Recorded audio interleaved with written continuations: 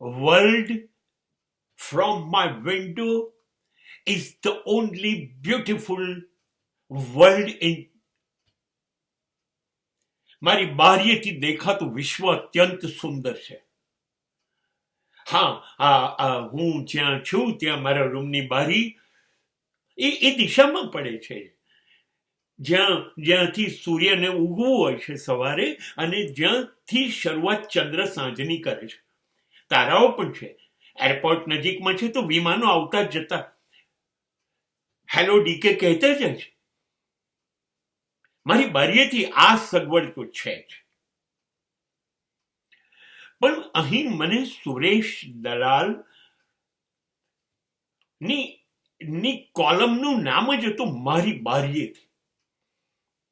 મતલબ મારું વિઝન, મારી દ્રષ્ટિ, મારા વિચાર.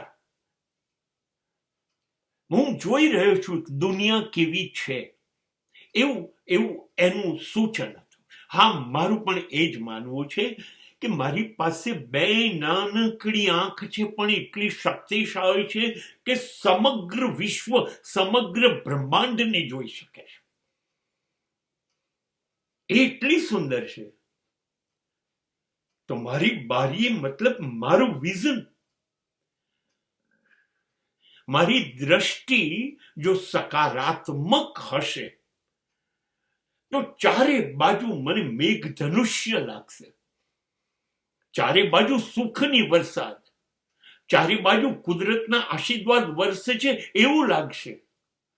બધા જ સારા, બધું જ સારું, કશું ખરાબ નથી થતું મારી સાથે.